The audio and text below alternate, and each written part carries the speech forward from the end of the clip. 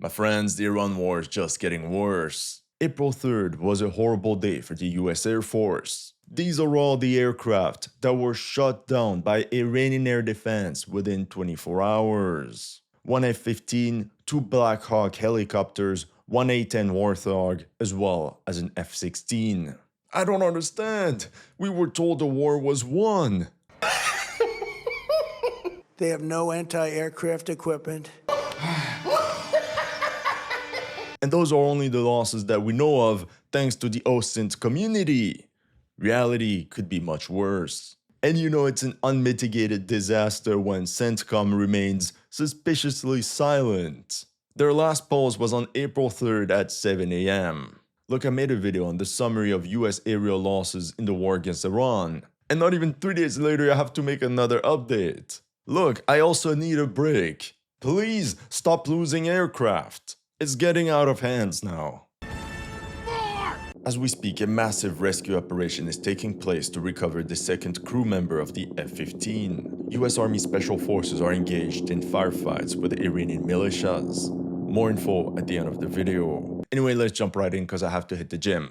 The day started with this footage of Iranian Air Defense shooting down a US aircraft. Dagger 1 is hit! The IRGC initially claimed it shot down an F-35. And some people coped by saying, it's only flares, there's no proof it was shot down. Yeah, well, that's when Iranian media released images of the crash site. Here are the remains of the vertical stabilizer of one of the tail fins, and here are the remains of the rear-facing antenna array of the electronic warfare kit. Quickly enough, the OSINT community identified the aircraft to be an F-15E Strike Eagle. If you pay attention to the vertical stabilizer, we can see the emblem of the unit. It aligns up perfectly with the insignia of the 494th Fighter Squadron, based at RAF Base Lakenheath. You can also spot the same red paint at the top of the tail fins. Without a doubt, it's an F-15E Strike Eagle, the same type of fighter jet that was shot down during the friendly fire incident over Kuwait. Iran. We shot down an F-35! A random OSINT guy on Twitter. Actually, it's an F-15E Strike Eagle from the 494th Fighter Squadron. Thank you. And just like the F-15 we covered in my last video, this F-15 was shot down by a heat-seeking infrared missile. The skies are not as safe as they perhaps presumed. So they used detection that's passive, that used heat differences. According to a former Israeli Air Force commander, Iranian Air Defense units changed tactics. Instead of traditional radars that give away the system's location, Iran has leaned into passive infrared sensors and new software algorithms that can track jets without emitting detectable signals. Iran has also increased reliance on mobile medium-range surface-to-air SAM systems. Their mobility allows shoot-and-scoot tactics that make it difficult to target with pre-planned airstrikes. In the end, he stated that the days when flying over Iran was a walk in the park are over. And there goes US air supremacy over Iran. Now you will remember that the F-15E Strike Eagle is a dual-seater with a pilot and a weapons systems officer. That could explain why at the beginning of the video we can observe two beams of light ejecting from the aircraft. Others claim that it's actually at the end of the video that we see the two crew members eject. Let me know in the comment section what you think. But the most important is that this confirms that the two crew members of the F-15 Strike Eagle managed to eject. And this was later confirmed when locals took a picture of the ejected fighter jet seat near the crash site. But we only found one and not two. Talking about the crash site, remember what I told you in my last video. So there must be teams whose sole purpose is to clean up the mess after an aircraft got shot down. Well. Well, it turns out we have a confirmation of this. Here, the US Air Force clearly bombed the F-15's crash site to remove any evidence. So how many more fighter jets did the US lose against Iran that we're not aware of?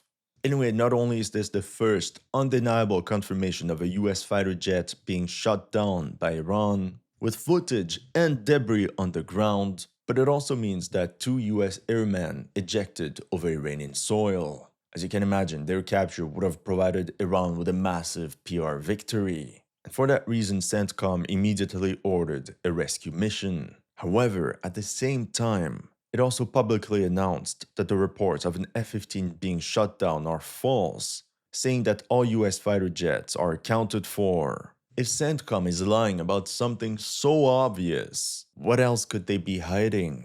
Quickly after, armed groups of locals went on the hunt for the downed pilots. At the same time, one of the crew members of the F-15 managed to contact headquarters, and US Special Forces were dispatched in a hurry to retrieve him. The race was on who would find these pilots first. And yeah, since Iranians also have access to modern technology, that's when locals of the Korgulye and Boyramad province spotted a C-130 Hercules conducting combat search and rescue operations, or more specifically an HC-130J Combat King II specialized in this type of mission. Moments later, they also saw a UH-60 Black Hawk helicopter circling over the crash site. Once again, this is actually an HH-60G Pavehawk, a platform specialized in personal recovery.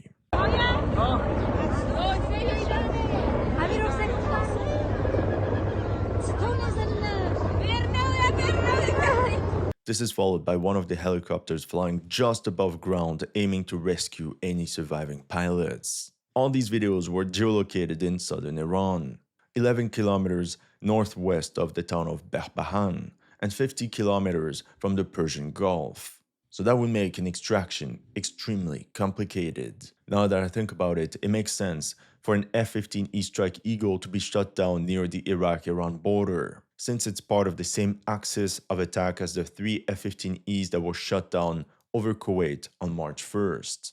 In this image, we can see how the HC-130's primary task is to refuel Pavehawk helicopters during search and rescue missions. Here we can see a video from this air refueling from another angle.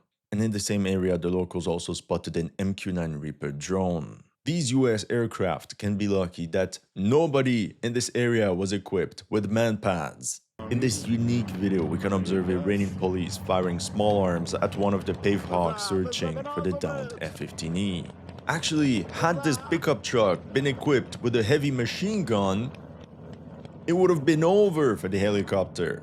Anyway, reports indicated how the personal recovery team managed to find and rescue the pilot. But then came terrible news. And here we go. We got a Black Hawk down, we got a Black Hawk down. At first, people said this was fake. But then this Iraqi Telegram channel posted this photo of the possible crash site of one of the two HH-60G Pavehawks. At the same time, we barely see anything could have been the crash site of the F-15. That's when Carla Babb from Newsmax confirmed that the US Air Force Black Hawk was struck by Iran during an ongoing search and rescue operation for the downed crew of an F-15E Strike Eagle.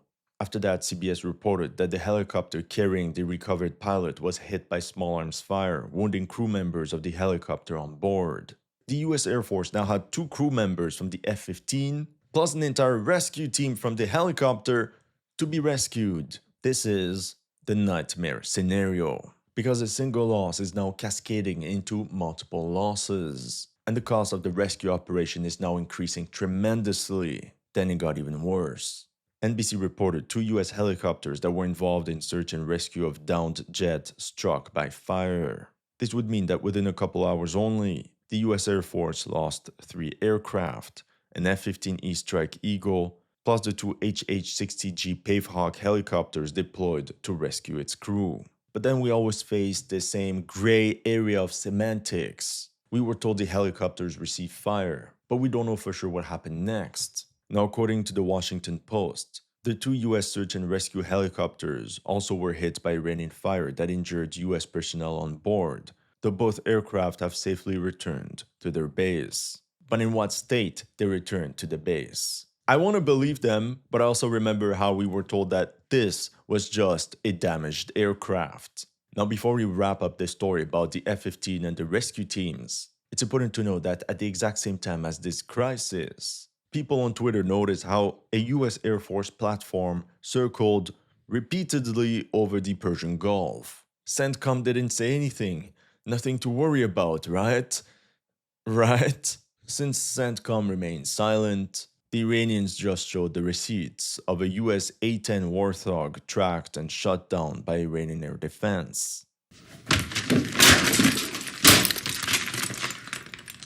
It seems that once again the Iranians made use of their Majid AD-08 short-range air defense system. Nobody wanted to believe that this was actually happening. The day was just getting worse. That's when the New York Times reported that a second Air Force combat plane, an A-10 Warthog, crashed in the Persian Gulf region on Friday. That marks the second confirmed US aircraft shot down that day.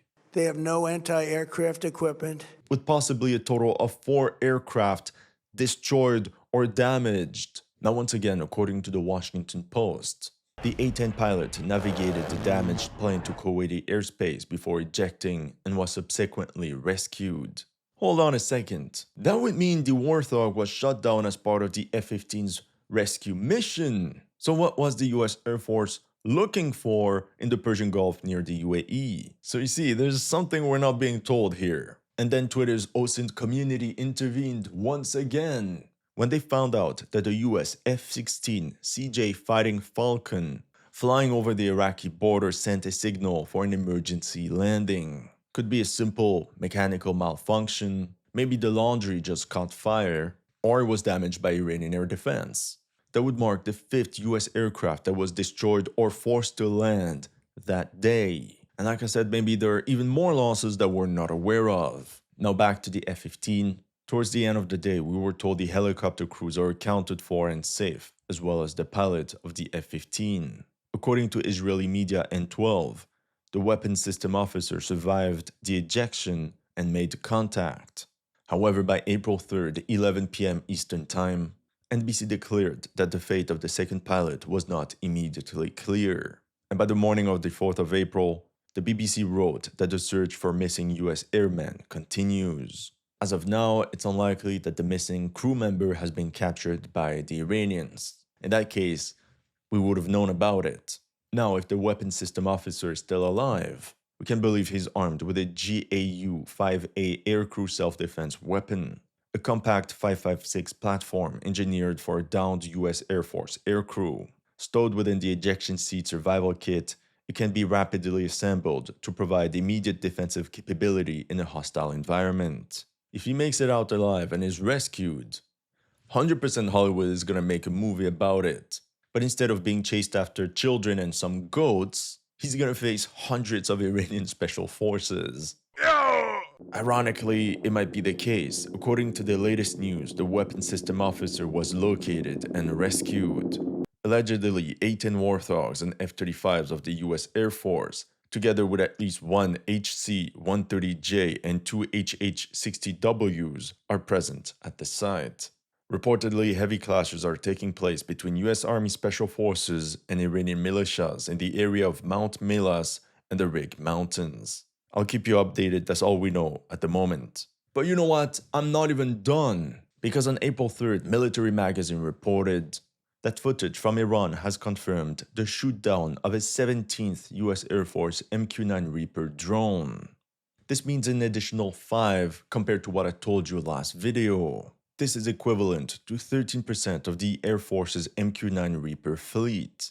And then we learned that a US Army CH-47 Chinook helicopter sustained significant damage after an Iranian drone strike on Camp Boring in Kuwait. Let me show you the pictures of the damage. Yep, indeed, just damaged. Yep, without a doubt, not destroyed at all. Good luck repairing that. All I can say is that all these aerial losses are starting to add up. The US Air Force can be lucky that the locals were only equipped with bolt-action rifles and pistols, because this rescue mission could have turned into a complete fiasco. Anyway, that's all I have for you today. See you in the next one.